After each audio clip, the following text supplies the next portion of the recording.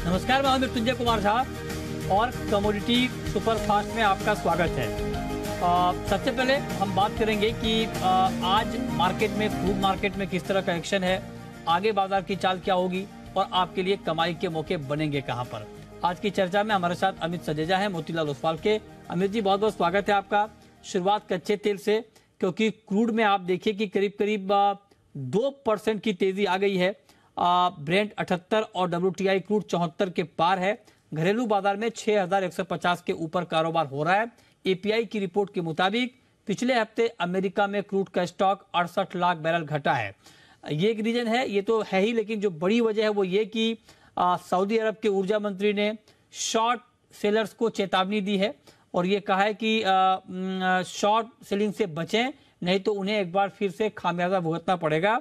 बयान के बाद उत्पादन में कटौती की संभावना बढ़ गई है, ऐसा मार्केट मानकर चल रहा है और उसका इंपैक्ट प्राइस पर दिख रहा है। 4 जून को ओपेक प्लस की मीटिंग है, तो ऐसे में क्रूड में आपको इस वक्त क्या ट्रेड लेना चाहिए, ये हम जानेंगे। तो अमित जी, आप बताएं कि जिस तरह से कच्चे तेल में तेजी बढ़ी है, ऐसे में किस तरह का ट्रेड आप रिकमेंड कर रहे हैं क्रूड में?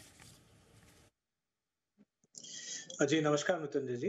डेफिनेटली जैसे आपने बताया अभी कि जो सऊदी के जो एनर्जी मिनिस्टर है मोहम्मद अजीज बिन सलमान, उन्होंने डेफिनेटली शॉर्ट सेलर्स को एक वार्निंग दी है कि बहुत कंप्लेसेंट नहीं रहे हैं या बहुत ही इजीली नहीं लें कि प्राइसेस नीचे जा रही हैं, क्योंकि कभी भी जो है कटौती दोबारा हो सकती है।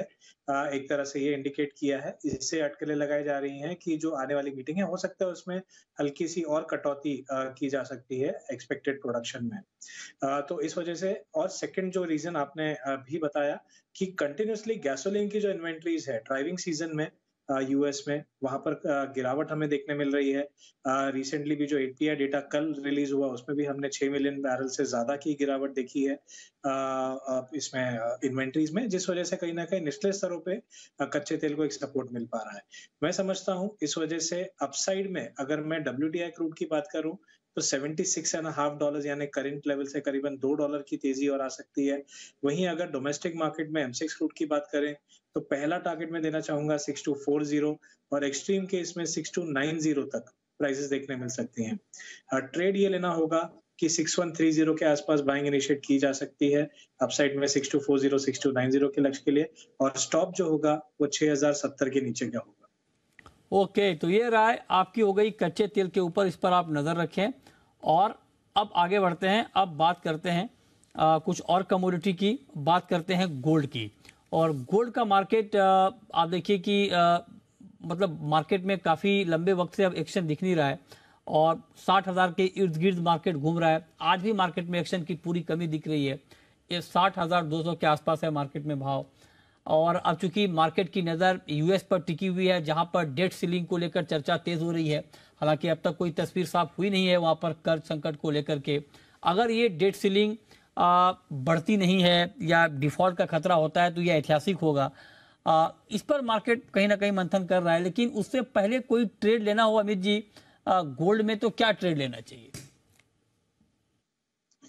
जी देखिए, एब्सोल्यूट बेसिस पे गोल्ड तो अंडर परफॉर्म कर रहा है, क्योंकि डॉलर इंडेक्स में तेजी दिखाई दी है। पिछले 2 हफ्तों में करीबन 2% की तेजी हमने डॉलर इंडेक्स में देखी है, जिसका प्रेशर डेफिनेटली गोल्ड पे दिखाई दे रहा है। तो शॉर्ट टर्म बेसिस में समझता हूँ कि जब तक जो M6 गोल्ड है 6600 के नीचे है, तब तक कोई भी रैली आती है 6350 से 400 के बीच, वहां पर बिकवाली कर सकते हैं। डाउन साइड में 59800 का शॉर्ट टर्म टारगेट होगा।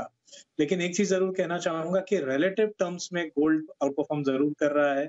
अगर हम चांदी देखें या बेस मेटल्स देखें तो गोल्ड सिल्वर रेशियो जो है पिछले करीबन काफी महीनों की ऊंचाई पे है, 84.5 के आसपास है।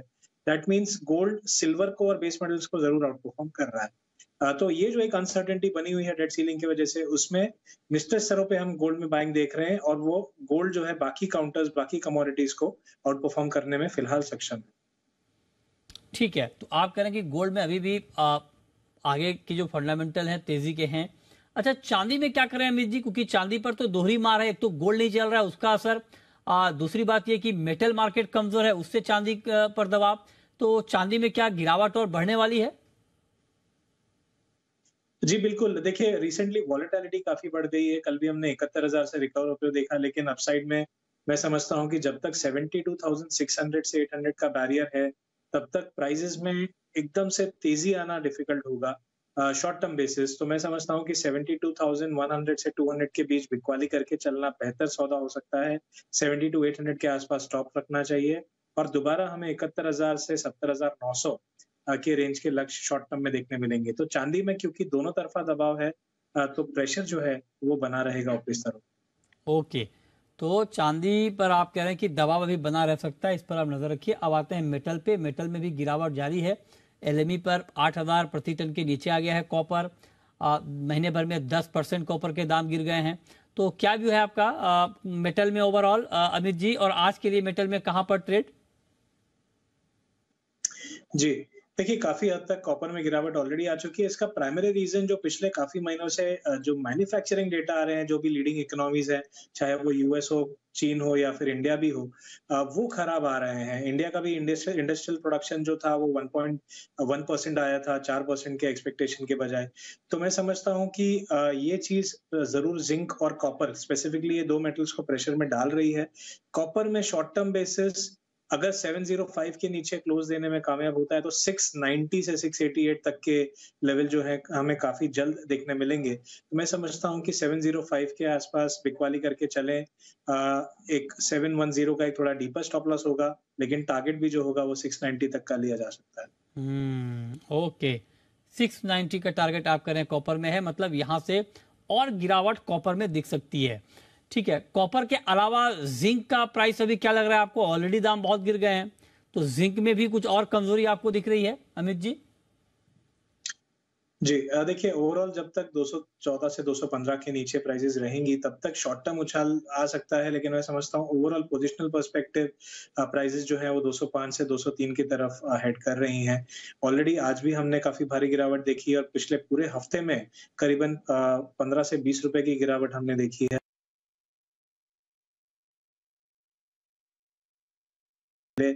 तो शॉर्ट सेलिंग अभी भी की जा सकती है 217 के स्टॉप के साथ। टारगेट 205 और उसके बाद 203 होगा। ओके, तो ये राय आपकी हो गई जिंक पे। अब बात करते हैं एग्री मार्केट की। एग्री में आज जीरे में रिकवरी है और ग्वार का मार्केट भी रिकवर तो है, लेकिन बहुत ज्यादा नहीं। हमारे साथ अमित खड़े हैं गंगानगर कमोडिटी के, इस पर बात करने के लिए। अमित जी, बहुत बहुत स्वागत है आपका। पहला सवाल आपसे जीरे पर ही। जीरे में रिकवरी है, लेकिन जो जीरे की पहले वाली तेजी थी वो फ्लेवर मार्केट में भी नहीं दिख रहा है। मतलब 1500 2000 वाली तेजी, अब 500-600 रुपए की तेजी उसके सामने कम लगती है। तो क्या लगता है अभी आपको जीरे में? जी मतलब तेजी अभी हाल फिलहाल देखा जाए तो मार्केट रेंज बाउंड रहेगा, क्योंकि मार्केट काफी जो है अपसाइड का मूवमेंट ले चुका है। अब लेवल्स की अगर से मैं बात करूं तो ओवरऑल अभी जो निचले प्रोसेस में रिकवरी आई है वो काफी अच्छी है। अभी मेरे को लगता है आगे प्राइसेस जो है काफी अच्छे रह सकते हैं। अभी भाव 44,650 के आसपास है। 45,200 का एक ऐसा लेवल है जहां जिसके ऊपर निकलने पर ट्रेडर्स को वापस इसमें पुनः खरीदारी करनी चाहिए, फ्रेश बाइंग कर सकते हैं। टारगेट रहेगा 47,000 के आसपास का। उसके लिए 44,600 रुपए के नीचे का एसएल मेंटेन करें। 45,200 के ऊपर जब तक नहीं निकला तब तक अभी फ्रेश खरीदारी से बचना चाहिए। अच्छा, ठीक है।